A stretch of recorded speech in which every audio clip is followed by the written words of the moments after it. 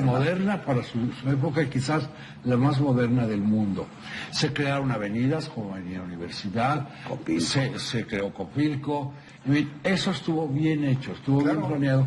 Descentralizas. Porque había un arquitecto, Mario Pani, que era un buen... Pero deja tú, urbanista. tuvimos muy buenos urbanistas, pero el problema es que, como siempre, y en un gobierno corrupto, impune, como lo hemos visto, no importa que tengas a los mejores urbanistas, al final terminas haciendo lo que quieres por la corrupción y la impunidad. Claro, y porque lo coordena el güey Tlatuani, ¿verdad? Ahí funcionó muy bien, eres por la corrupción y la impunidad. Claro, y porque lo coordena el güey Tlatuani, ¿verdad? Ahí funcionó muy bien. Y llegamos a finales de los 40, principios de los 50, y Uruchurtu.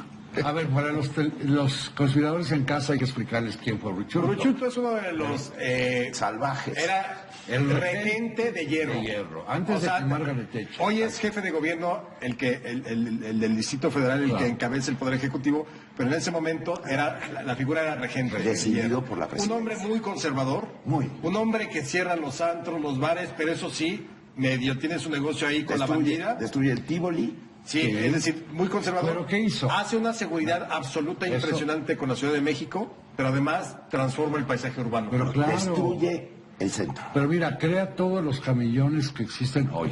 Crea todas las glorietas que existen hoy. Y todo eso limpió los mercados, los tenía pulcrísimos. No dejó que se subiera el precio de los cines, se mantuvo en 4 pesos. Ni el puente de Tecamachalco para evitar la expansión y el crecimiento anárquico de la ciudad. Ahora, este hombre se dedicó a llenar de gladiolas esos camellones y esas glorietas. Y todos los mexicanos nos preguntábamos, ¿por qué Uruchurtu llena de gladiolas todos los parques y todo? Y se llegó a la conclusión de que Uruchurtu no sabía dónde estaba enterrada su mamá. Y para no errarle, sembró gladiolas en todos lados, ¿verdad? La verdad es que, a ver, sí mete una picota fuertísima. Y luego otro que también mete una picota fuertísima, pero con Sjan González. Con la creación de los ejes Se le llamaba Gengis Khan. Gengis Khan. Sí, también. Gengis Khan, está bien. Pero a ver, pensemos en lo que hizo López Portillo con García Cantú, cuando manda derribar no sé cuántas casas coloniales en el corazón de la ciudad para que apareciera el Templo Mayor. Finalmente se destruyen todas esas casas y el Templo Mayor... Pero fíjate, qué bueno que tocas el punto, Paco, porque ahí es donde entonces nosotros como ciudadanos del siglo XXI te preguntas, a ver... ¿Qué privilegios? ¿Qué privilegio? Claro. Ahí apareció la Coyolxauhqui. Así es. En 1979. O sea, que además es un monolito increíble que se une con la leyenda de Huitzilopochtli. Él avienta cuando descubre el complot. Y aparece la Casa de las Águilas. También. Todo, o sea, bueno, entonces la pregunta de hoy sería, ¿destruirías la catedral para recuperar lo que había abajo de la ciudad prehispánica? No, ¿O el Palacio Nacional? Y no es un concepto clerical. No. Es que Conquistaron ellos. es una joya arquitectónica del O sea, virreinato. finalmente, cada parte de nuestra ciudad va correspondiendo a ciertas épocas. Claro. ¿Ha habido excesos? Claro que ha habido excesos. Y destrucción estúpida. En los años 50 mucho. Pero yo creo que no puedes, es decir, no puedes soñar con que debió haberse mantenido toda esa ciudad de los palacios de 1803 cuando viene Humboldt, porque era imposible. Pero hay que pensar, por ejemplo, la Casa de los Azulejos. Sí. El Palacio de Iturbide. Entonces ahí están. Pensemos que estos dos joyas arquitectónicas, además. íconos, porque no tengo la menor duda, pero pensemos que la ciudad se hubiera permanecido así, como era original, bueno, hubiéramos tenido una ciudad. Pero es que además también luego, ¿cómo las mantienes? ¿Quién las sostiene? Claro. Esas propiedades gigantes. Acuérdense de estas imágenes, y que seguramente las podemos ver ahorita en pantalla, de, por ejemplo, la avenida que era Jalisco y Álvaro Obregón. Claro. Eran unas mansiones preciosas, porfirianas, afrancesadas, estilo chalets. Hoy ya quedan muy pocas, la Casa Lam por ahí, algunas otras construcciones. Que no se han destruido. Pero cuando tú ves esas imágenes dices, híjole, ojalá hubiéramos podido, además con un camellón en medio.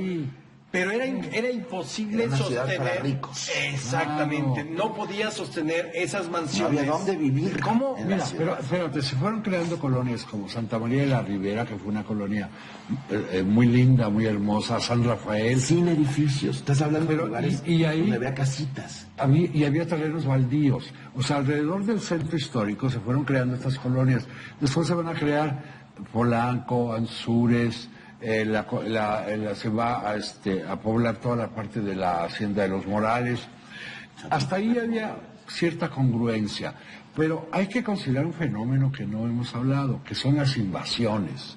Las invasiones propiciadas por grupos sociales manejados por líderes corruptos que se apropiaron de terrenos y entonces crean una ciudad artificial sin calles, sin drenaje, sin energía eléctrica. Y ya que están los hacinamientos urbanos, como sucedió en Ciudad de Nezahualcóyotl, entonces el gobierno de la ciudad los dota. Por clientelismo los dota. Exacto. Claro. Y claro, eso es terrible y es espantoso. Pero mira, en París, por ejemplo, se dio el fenómeno de este arquitecto Haussmann. Sí. Que tiene una calle importantísima en París, sí, el Boulevard Haussmann. Él es el gran constructor del París moderno. Sí. Él es el que tira edificios, construye, pero todo era para mejorar. Yo entiendo que las ciudades se tienen que ir modernizando, pero la modernización implica el embellecimiento y la sustitución implica de una cosa por la otra mejor. Claro.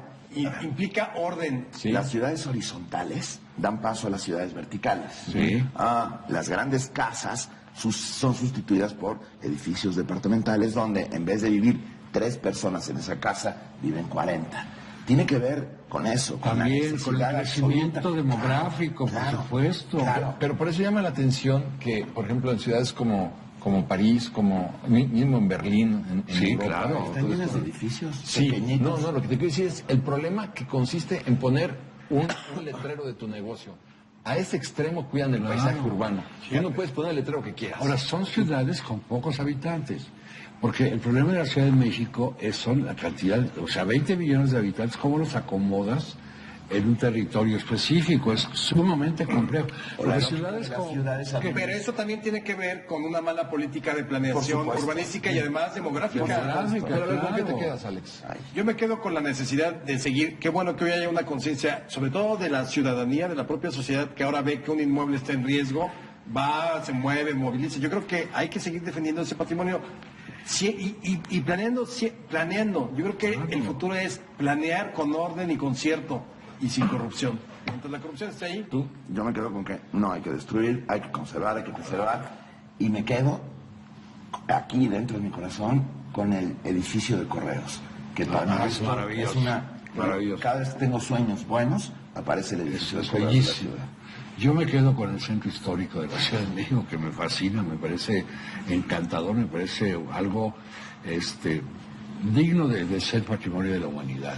Creo que ya cambiamos todos. Creo que si hoy alguien intentara destruir el Palacio de Iturbide para hacer un rascacielos, lo linchábamos. No habría manera de lograrlo. Pero creo que se está logrando porque dentro de toda esta conversación lo primero que habría que rescatar es el orgullo de lo que tenemos. Claro. Y mientras más orgullo tengamos de nuestro patrimonio, más lo vamos a defender. Y que no tiene que ver con ideologías, tiene que ver con que es parte de nuestra historia. Claro. Así es. Salud. La voz sexy que trae. Salud por la Ciudad de México. Salud por la Ciudad de México.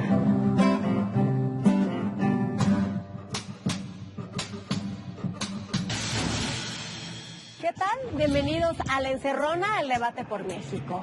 Por esta ocasión estamos aquí iniciando el programa en el Senado de la República. Doy la bienvenida al senador Javier Lozano, al senador Mario Delgado y al senador David Penchina. 3 senadores, 3 puntos de vista totalmente distintos. Acuérdense que las reglas las pongo yo. Y acuérdense que en este programa lo único que no se vale es coincidir. Arrancamos con La Encerrona. El día de ayer, el presidente Enrique Peña Nieto presentó el Plan Nacional de Infraestructura 2014-2018. Una inversión sin precedente de 7.7 billones de pesos que generarán mayores infraestructuras y además se traducirán en mayores oportunidades de inversiones productivas, mayores y mejores empleos y mejora en el ingreso familiar. Es la estrategia general que va a construir las obras y concretar los proyectos, que van a contribuir de manera importante a liberar el potencial importante de nuestro país. Por primera vez se van a incluir 5 sectores estratégicos: comunicaciones y transportes, infraestructura hidráulica, salud, vivienda y energía. Senador Mario Delgado, un proyecto que traerá beneficios a todos los mexicanos. Se espera que con este Programa Nacional de Infraestructura se tenga un crecimiento adicional del PIB de entre 1.8 y el 2%. ¿Qué participación va a tener tu partido para detonar este plan? Al Congreso le toca, específicamente en la Cámara de Diputados, aprobar el presupuesto y sin duda, si se presentan ahí los planes que el día de ayer fueron presentados, pues van a tener eco en la bancada del PRD en aumentar el presupuesto de infraestructura. Es uno de los grandes pendientes que tiene nuestro país. Invertimos apenas el 5% del PIB en infraestructura, cuando otros países como China, por ejemplo, están invirtiendo hasta el 15% de su Producto Interno Bruto. En la pasada reforma fiscal, solamente el 15% de los ingresos adicionales que se están obteniendo este año por los nuevos impuestos, solamente el 15% se encajonó para infraestructura. Y en estos momentos, como está la economía, que no logra despegar, creo que acelerar la inversión en infraestructura podría levantar, generar empleo. Pero no está ahí todavía. El World Economic Forum señala que México ocupa el lugar 49 de 165 países en materia de infraestructura. Creo que nos falta mucha infraestructura en el país. Ayer fue un buen paso con el plan que se ha presentado. Ahora esperemos que se haga realidad. En el sexenio pasado quedaron varias obras pendientes, Punta Colonet, carreteras, incluso la refinería de Tula. Este Plan Nacional de Infraestructura va a traer inversión en aeropuertos, carreteras, hidroeléctricas, todo lo que el sexenio pasado quedó pendiente. ¿Cómo ve tu partido este plan nacional? ¿Le da la bienvenida? ¿Cuál va a ser la participación de tu partido en este Plan Nacional de Infraestructura? Mira, en general yo diría que la infraestructura es absolutamente indispensable en cualquier economía y particularmente en la mexicana. Yo coincido con Mario, se tiene que hacer un esfuerzo por cada vez invertir más en infraestructura que en gasto corriente, en gasto operativo. Y si tenemos proyectos bien plantados, es decir, si hay estudios, proyectos ejecutivos sólidos, robustos, que tengan una relación costo-beneficio, que verdaderamente signifiquen algo para el desarrollo, sobre todo regional, por supuesto que le vamos a dar la bienvenida. Tiene razón también, hubo muchos proyectos que no llegaron a cuajar en el sexenio pasado, y yo pondría un especial énfasis en el aeropuerto de la zona metropolitana de la Ciudad de México. Yo sí creo que ahí tenemos que hacer un gran esfuerzo todos por cambiarle el rostro a al aeropuerto que tenemos en la actualidad, porque va a traer cualquier cantidad de beneficios en todos los sentidos. Senador David Penchina, ¿cómo podemos alcanzar este efecto multiplicador que promete el plan presentado por el Ejecutivo, el Plan Nacional de Infraestructura 2014-2018? Yo creo que un Plan Nacional de Infraestructura es un compromiso de todos y tiene muchos rostros. Primero, invertir en México es invertir en la gente. Detona el empleo, combate las asimetrías regionales con una mayor conectividad, puertos, aeropuertos, carreteras, caminos rurales. Yo creo que el tema de salud y de infraestructura energética para tener seguridad energética, mejores costos, va a detonar el crecimiento. Por lo tanto, un Plan Nacional de Infraestructura es un compromiso de todos en función de lograr el objetivo de cualquier gobierno y de cualquier sociedad, y más la sociedad mexicana, que es la justicia social. México es un país de desiguales y la mejor herramienta que puede tener una nación es invertir en su gente. Infraestructura se tiene que traducir en invertir en la gente para que la gente viva mejor. Y en ese sentido, creo que debemos derribar las diferencias partidarias, creo que debe haber una mejor coordinación con los municipios, con los estados, la propia federación, coordinarse mejor para que el detonante de infraestructura no aporte una cifra del 2% más al PIB, sino que ese 2% al PIB mejore la calidad de vida y de oportunidades de la gente que hoy está esperanzada en un mejor futuro para México. Senadores tienen tiempo libre. Mira, yo creo que, un poco siguiendo esta línea de pensamiento de David, no hay que solamente descansar en el presupuesto público, hay que incentivar cada vez más la inversión de los particulares, inversión nacional, inversión extranjera en los sectores que así lo permitan. Y eso se da con certidumbre jurídica. Yo creo que de pronto por una serie de prejuicios hemos inhibido la participación de más inversión privada, y el gasto público no alcanza, no es suficiente para la cantidad de necesidades que tenemos. Porque uno piensa en las obras de infraestructura, las grandes obras, ¿no? Las hidroeléctricas, las grandes autopistas, los aeropuertos. Pero como decía David, estamos hablando también del sector salud, de la educación, de los caminos rurales, de la conectividad con las poblaciones más alejadas que tenemos en nuestro país. Pero, Javier, y es un detonador. Se está esperando, según anunciaron, ojalá sea cierto, no veo cómo, pero se anunciará 350,000 empleos al año gracias a este Programa Nacional de Infraestructura. Si logramos, deja los 350,000, 200,000 empleos gracias a este programa, estaremos de veras... Pero a ver, Javier, hay un tema que, quitando el sector de correos mexicanos, que sigue siendo de los pocos monopolios que preserva la Constitución, además yo creo que equivocadamente, porque también en ese sector debemos de modificar las reglas para que la participación del sector privado, que ya se da con muchas empresas, paqueterías, ¿no?, se complemente. Pensar en un Estado totalitario, comunista, donde el Estado haga todo, nos lleva a monopolios cerrados, nos lleva a corrupción, a falta de inversión. Y hoy lo que ha hecho el Congreso, y yo ahí sí lo subrayo, es poner reglas nuevas para regular a los privados, para que participen más y de mejor manera en la economía mexicana. Por lo tanto, si ya tenemos ese marco, y si aprendimos de nuestros errores del pasado en función de otras aperturas que no funcionaron, como el servicio de banca, como la cuestión de las carreteras, la oportunidad de México se tiene que detonar por cada mexicano. 7.7 billones de pesos es como si cada mexicano le metiera 70,000 pesos de inversión a este país los próximos 4 años. Imaginémonos cada mexicano invirtiendo 70,000 millones y se le regresa. A ver, yo creo que el reto es que sí se vaya a ejecutar. Hay muchas complicaciones en la ejecución de obra pública, incluso en la propia ley.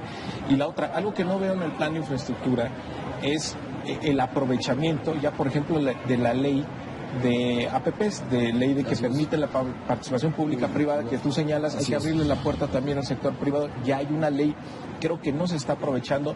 Tenemos que todavía fomentar esa cultura, aprovechar esas nuevas figuras que se están utilizando en todo el mundo para potenciar una mayor inversión. El gran reto va a ser la ejecución, porque en julio del año pasado ya se había presentado otro plan de infraestructura, exclusivamente el de comunicaciones y transportes. Ayer se presentó un nuevo plan y se dice que con este plan de infraestructura vamos a crecer el 2, o el 1.8, 2%, más la reforma energética, otro 2%, más la reforma... Bueno, ya el plan que traemos ya es como crecer al 10%. Ahora falta que efectivamente eso se lleve a cabo. Yo lo que creo es que podemos poner una tasa de medida.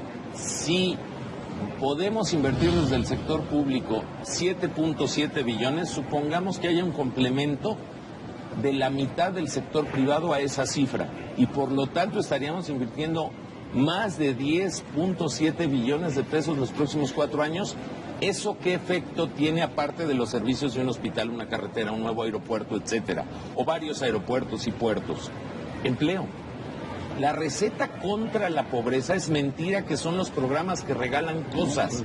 La receta es generar condiciones de empleo para detonar la capacidad de la gente, su espíritu emprendedor y la posibilidad de ganarse dignamente. ¿Sabes cuál es el problema? Un poco lo que decía Mario. Llevamos 17 meses de programas, planes y promesas. PPP. No hay resultados, David. A 17 meses de gobierno. Pero hoy hay programas serios. Por eso, que están articulados. las leyes del Congreso. ¿Cuánto nos llevó a hacer las leyes, Javier? A ver, ¿cuáles? Yo nada más quiero... ¿Cuánto nos faltó hacer las leyes? Espero que esto salga. Porque nada más quiero los pronósticos de crecimiento y los planes nomás no están aterrizando. Pero a ver, Javier, en los bolsillos de la gente. En un año y medio, este Congreso sacó las reformas que esperaron 15 años. ¿Sí, señor? Eso nos llevó más de 18 meses y todavía tenemos grandes pendientes por derribar en el Congreso. Telecomunicaciones, pero el dinero público hay y reforma política. El dinero público eso terminando. Yo nada más quiero dar un dato. El sector de la construcción tuvo una caída de 5% el año pasado y sigue sin recuperarse. ¿Qué quiere decir? Que todavía no hay el gasto público para mover a este sector, que la clausura que hubo, o prácticamente el cambio radical que hubo en el tema de vivienda, que puede estar justificado o no, pues tiró a la economía mexicana, y de eso no nos hemos recuperado. Senadores, se acabó el tiempo, vamos al segundo tema. La Constitución ordena la separación clara entre el ejército y la política. Cuando se rompe esta frontera se presentan excesos, y es entonces cuando una reforma al sistema de justicia militar toma singular importancia para garantizar el respeto de los derechos humanos. Y bueno, tratar de dar una respuesta a una pregunta esencial. ¿En qué casos debe aplicarse la restricción al foro militar por las víctimas del delito?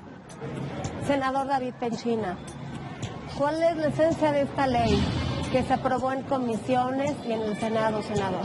Yo creo que es un paso histórico de actualización de nuestra aspiración de protección de los derechos humanos, y un largo debate con el tema del fuero militar, donde de lo que se trata es que justamente, y en un momento muy complicado, en donde estamos en una lucha frontal contra el crimen organizado, la delincuencia, las grandes bandas que transitan lamentablemente todavía por nuestro país, la intervención del ejército se había interpretado en muchas ocasiones como un abuso a los particulares.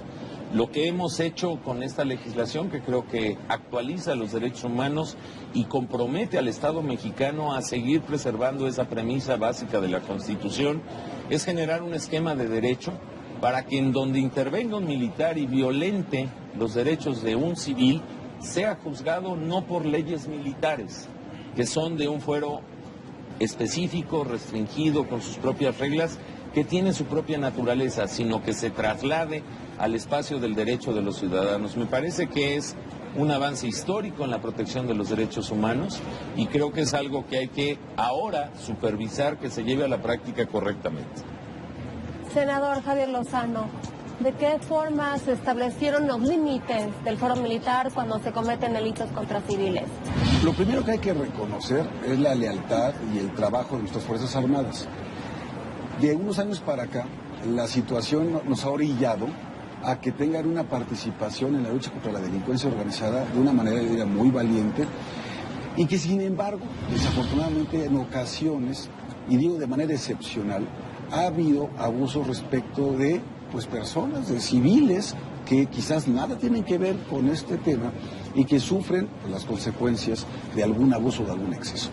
La Corte Interamericana de Derechos Humanos nos había venido señalando, y una serie de organizaciones no gubernamentales, por muchos años, la necesidad de separar esto que se llama el fuero.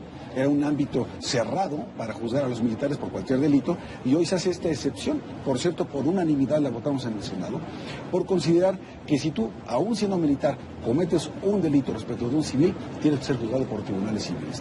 Me parece que esto le da equilibrio, transparencia, y es congruente por desde aquel caso de Rosendo Radilla de los años 70, que fue lo que detonó toda esta discusión. Entonces, yo creo que esto es muy bueno. Decías de los casos en marcha, bueno, no se puede aplicar una ley con efectos retroactivos en perjuicio de persona alguna. Todos esos procesos tienen que seguir su causa conforme a la normatividad vigente, salvo lo que le sea benéfico al reo, ¿no? Pero por lo demás, aplica la nueva legislación. Tiempo, Javier. Senador Mario Delgado, ¿qué factores fueron claves para que las fuerzas castrenses dieran un paso significativo para garantizar el respeto de los derechos humanos en este país? Yo creo que hay una actitud muy madura por parte del Ejército al aceptar esta disposición del Congreso. Dentro de los foros que se realizaron para analizar esta reforma, estuvo presente el Ejército, y no solo eso, sino que estuvieron de acuerdo y apoyaron lo que se está haciendo. Es un punto fundamental, porque Calderón lo que hizo fue mandar al Ejército a la calle a combatir la delincuencia organizada. El Ejército no estaba preparado para esa situación, y evidentemente hubo en el camino múltiples violaciones a los derechos humanos que estaban poniendo en duda ya la integridad del Ejército, y eso no debe ocurrir en nuestro país. Amnistía Internacional señala esta necesidad de separar los dos fueros, el ámbito civil del militar, desde hace más de 10 años que lo estaba pidiendo. Human Rights Watch señala cómo ha habido muchas violaciones documentadas de militares, y también la Comisión Nacional de Derechos Humanos en los últimos 6 años registró más de 4.300 quejas. Entonces, lo que se hace ahora pues es separar los dos ámbitos, como lo explicaba Javier Lozano, para que en caso de violaciones sean juzgadas en el ámbito civil, lo cual eso fortalece el tema de los derechos humanos. Lo que hay que resaltar es la actitud madura y consciente por parte del Ejército, y esto va a ayudar a resguardar el prestigio del Ejército. Tienen tiempo libre para discutir. Yo subrayaría mucho la madurez del Ejército, como bien se ha establecido aquí, de un Ejército no solo que acepta una norma. Yo creo que nadie está al contentillo de aceptar o no una norma. Esa es una decisión del Poder Legislativo. No, el Ejército, desde que nació este debate, con el gran cariño que le tiene al pueblo de México y sin el miedo a perder alguna canonjía por la separación del fuero militar del fuero civil, se prestó a dialogar con el Congreso con una gran madurez y explicó incluso en la actualidad legislativa qué está ocurriendo en otras latitudes del mundo. No se nos olvide que México es un país latinoamericano y que si de algo tiene que presumir México en términos del Estado de Derecho, de democracia, es que en los últimos 80, 90, 100 años no ha habido espacio para un golpe de Estado por fuerzas militares. Y creo que de ahí el gran cariño legítimo que tiene el ejército en el pueblo de México, además de su labor social en casos de desastre, de ser un ejército de paz, de ser un ejército leal a las instituciones democráticas del Estado, abordó al Congreso, se abrió, discutió, y creo que en conjunto hemos logrado una pieza legislativa que no es menor, ha sido aprobada por consenso absoluto de todos los partidos políticos aquí en el Senado y confiamos que así va a ser en la Cámara de Diputados. Fíjate que yo creo que esto es un paso adelante trascendental. Reitero también la actitud del ejército muy madura, muy abierta, diciendo, caramba, no tenemos nada que temer como institución, ni que esconder, ni mucho menos. Y si hay excesos en lo individual, bueno, pues entonces que sean señalados y que sean procesados, ¿verdad? Como debe ser. Yo lo que creo es que donde nos falta revisar profundamente las cosas es ver si todo el marco jurídico de la actuación de las Fuerzas Armadas está completo y está actualizado. ¿A qué me refiero? A que tienen un mando y una obediencia que es perfectamente vertical, ejemplar, y están batiéndose verdaderamente en las calles todos los días por nuestra seguridad. Que no vaya a ser que una instrucción mal formulada, que un mando, quizás en un procedimiento que no es del todo claro, el día de mañana se les revierta, ¿ya?, a castigarlos y a señalarlos en lo personal, pues si hubieran cometido una arbitrariedad y estaban siguiendo meramente una orden. Eso es bien delicado. Yo creo que lo que tenemos que... Y hay que revisar la calidad de vida de los miembros del ejército. Tenemos que regresar ya el ejército a los cuarteles. Se tiene que apresurar la Gendarmería Nacional para que ella sea la responsable de estar en las calles y de combatir la delincuencia organizada y regresar al ejército a su función que señala la Constitución. Yo recuerdo, bueno, parte de lo que se discutía en el gobierno del presidente Calderón, del que yo participé, era precisamente esto, que se regrese el ejército a los cuarteles, pero por nosotros encantados de la vida.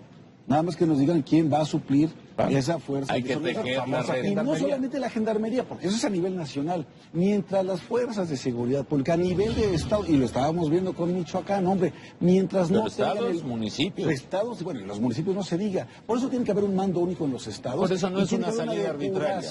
No puede ser de un día para otro. Tiene que ser una salida planeada. Si tú por decreto y regresan a los cuarteles, es un desastre para la seguridad nacional. Es correcto. Estamos en una etapa de transición. Coincido que con los haberes y los sobrehaberes del personal de la Armada, todos sus, digamos, sus beneficios tienen que ser revisados. Y entender que sin el ejército no hubiéramos podido entrar en esta transición de pacificar y de poder combatir frontalmente a la delincuencia con mejores instrumentos. Y es la institución, por cierto, en todas las encuestas que ustedes... Y la Marina, es que es la más reconocida. El ejército y la Marina. Más que las iglesias, esto es el ejército mexicano y la Marina. Se acabó el tiempo. No se vayan porque a nuestro regreso tocaremos el tema 3 de la encerrona.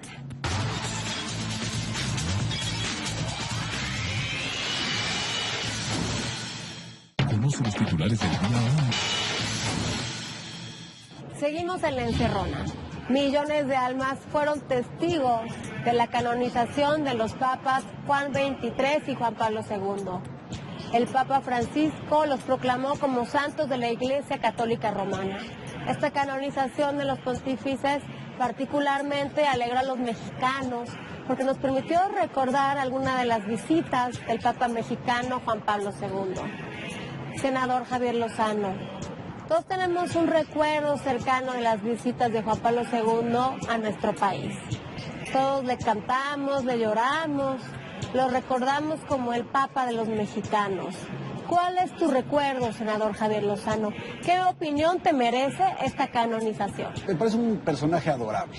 Vio a Juan Pablo II su primera visita a México, que fue a Puebla en una de sus reuniones. Estuve ahí, me colé como parte de la prensa con mi hermano Gerardo, con tal de verlo más cerca. Fue emocionante, hubo una valla humana, esas sí son cadenas humanas, de México hasta la ciudad de Puebla para irlo saludando mientras iba por carretera. Fue muy emocionante. Yo después, en 1981, mi madre era escultora. Bueno, era profesionista, pero también era escultora. Hizo un busto, una cabeza de Juan Pablo II y tuvimos la oportunidad de entregársela personalmente. Fue el momento más emotivo, los más emotivos de mi vida. Yo para ese hombre lo que te puedo decir es que verdaderamente irradiaba bondad, y eso que hizo con unos cuantos, así que pudimos verlo, la verdad es que a todo el pueblo mexicano nos emocionó tremendamente por la palabra, por su enseñanza, por su bondad, por su sencillez y por su ejemplo. Senador Mario Delgado, Juan Pablo II fue un líder que fue capaz de pedir perdón en el Muro de los Lamentos, fue el primer pontífice en visitar una sinagoga o incluso visitó Cuba durante su mandato. ¿Cuál es la opinión que te merece? Cuéntame tus recuerdos. Mario Delgado, ¿qué opinión te merece esta canonización? Bueno, yo creo que la gente en México debe estar muy feliz. Yo creo que si algún lugar en el mundo tiene seguidores, Juan Pablo II es precisamente en México. Hizo 5 visitas a México, probablemente haya sido el país que más visitó de todas su gira permanente por el mundo en el que convirtió su pontificado. Yo creo que Juan Pablo fue un personaje clave en estos tiempos donde donde hubo muchos cuestionamientos a la Iglesia. Yo creo que fue un personaje que sí ayudó a sobrellevar pues esta crisis en la que empezó a entrar la Iglesia. Y en México yo creo que la gente debe estar muy feliz. Yo personalmente recuerdo una vez aquí en la Ciudad de México que me tocó que pasara por la esquina de la calle donde yo vivía y mi padre era un gran devoto de Juan Pablo II. Senador David Penchina. Yo creo que estamos ante un evento de la Iglesia que termina un proceso donde se santifica a 2 seres humanos ejemplares, que después de haber acreditado bajo las normas de la propia Iglesia sus milagros, lo que debemos de acreditar como el mayor milagro es el reconocimiento en el sentimiento de la gente en México de Juan Pablo II de manera muy ejemplar, donde hay un recuerdo entrañable de un hombre bueno que nos hizo recuperar en momentos muy difíciles de México la esperanza, pero también de un hombre ejemplar que se nos ha olvidado un poco su historia, que es Juan XXIII. Sin Juan XXIII no podríamos hablar de la Iglesia de hoy. Un hombre que en muy pocos años, después de la guerra, es decir, en la época más dura de la posguerra y ante la Guerra Fría, por ejemplo, yo creo que su principal milagro fue evitar la guerra entre Cuba y los Estados Unidos con el Imperio Ruso. Y en ese sentido, estamos hablando de 2 hombres que han trascendido a partir de un concepto, el amor de los seres humanos entre unos y otros, que finalmente es el objetivo de la Iglesia Católica.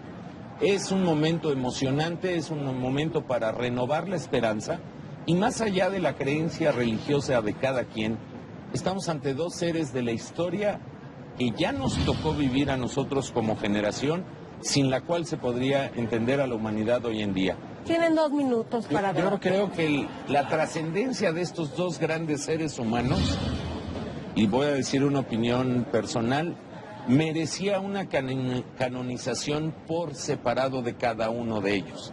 Simplemente Juan XXIII cambia el rito católico para autorizar a través de su encíclica histórica el que las misas se den en los idiomas de los pueblos en donde se imparten. Para acercarse. Y entonces la fe se acerca al ser humano, que es la palabra de Dios en la creencia católica. Sí. Eso, que parece un asunto menor, no nos puede pasar de desapercibido. Fíjate, reivindicar, volver a traer a nuestra memoria, a nuestro corazón, personajes que en la historia, más allá de ser ministro, el más alto ministro en la Iglesia Católica, lo que hace es que tienen un papel fundamental en la humanidad y en el momento que les toca vivir. Yo estoy seguro, por ejemplo, además hubo algo histórico, 2 papas vivos o un expapa vivo, como Benedicto XVI, con el Papa Francisco al mismo momento de canonizar a 2 papas ya fallecidos. Y yo estoy seguro, por ejemplo, que el día de mañana, un papa como Francisco, que lo que ha tenido en este momento es también abrazar no solamente a la comunidad católica, sino a la humanidad como tal, son de esos momentos, de esos signos que vienen a dar esperanza, fe, cohesión social y que de alguna manera nos vuelven a mostrar ciertos límites, que los queramos reconocer o no, los tenemos todos internamente en nuestra conciencia. Alguien decía que el mayor de los milagros es que un hombre a través de la palabra genere la fe en Dios. Y más allá de los milagros de sanación que logró Juan XXIII, Juan Pablo II, con lo que se acreditó su santificación, su mayor milagro de esos 2 hombres fue que a través de la palabra ligó al hombre con Dios, que al final del día es la definición de religión. Así es, religar. Por lo tanto, estamos ante un acontecimiento donde yo creo que la Iglesia Católica se redignifica a sí misma, reconociendo a dos personajes sin los cuales hoy entenderíamos el catolicismo. Unos segundos para concluir. Indirectamente, quien está haciendo todo esto posible es el Papa Francisco, el Papa que viene de Latinoamérica, que le está... Ratzinger empezó el proceso de canonización. La gran aportación de Ratzinger es haberse retirado a tiempo. No, pero Ratzinger, Mario, Ratzinger. El Ratzinger fue el que empezó. El retiro de Ratzinger. Benedicto fue el que empezó. Muy bien, pero el proceso de la gran aportación histórica de Ratzinger va a ser haberse podido retirar cuando había perdido el control. Pero él empieza la canonización de Juan Pablo. La renovación que encabeza Francisco. Ratzinger es uno de los hombres más inteligentes, más intelectualmente hablando, más cultos del planeta. Su gran y de la historia. Haberse retirado. Eso lo logró. Él inició, controlar la sucesión para poner a alguien que sí está revolucionando la Iglesia. Actualmente. Pero no les escatimamos en una de las peores crisis que ha tenido a lo largo de su mérito de Benedicto XVI, más allá de que se retiró a tiempo y tuvo esa sabiduría. Sin Benedicto XVI no se inicia el proceso de canonización de Juan Pablo II. Punto. Senadores, se acabó el tiempo. Tiene muchos claroscuros ese de Pablo. Nos vemos, senador Javier Lozano. Muy buenas noches. Mario Delgado. Gracias, buenas noches. David Penchina. Nos vemos el próximo martes. Nos vemos próximo martes, 11:30 de la noche, aquí por Proyecto 40. Gracias.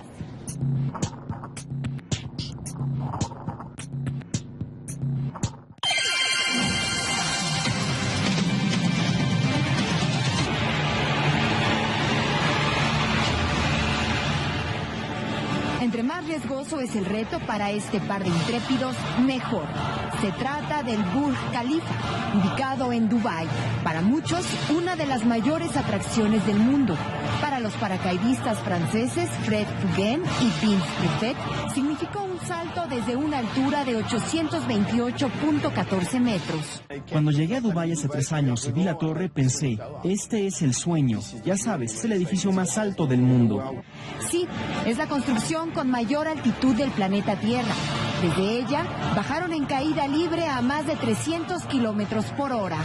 Se trata del salto base, una modalidad del paracaidismo que consiste en lanzarse desde un objeto fijo. Sin duda, una de las caídas más espectaculares de esta disciplina. No lo hacemos para asustarnos, ese no es el propósito. La gente cree que hacemos salto base porque estamos locos o nos gusta el miedo. Lo que nos gusta es volar, nos gusta divertirnos. Si te asusta, no es divertido. El salto realizado el 21 de abril los llevó a conseguir el récord mundial de la especialidad. Este salto es la culminación de todo un año de entrenamiento y competencia y amistad. Estamos convirtiendo el sueño en realidad. Aunque aseguraron que el objetivo principal no era imponer una marca mundial, dijeron sentirse felices de haberlo logrado. ¿Ustedes se atreverían? Proyecto 40. Diputados avalan la ley de competencia económica. Pasa al Ejecutivo para su promulgación. Aprueban mando único policial en Michoacán. Debaten los candidatos a la dirigencia nacional del PAN.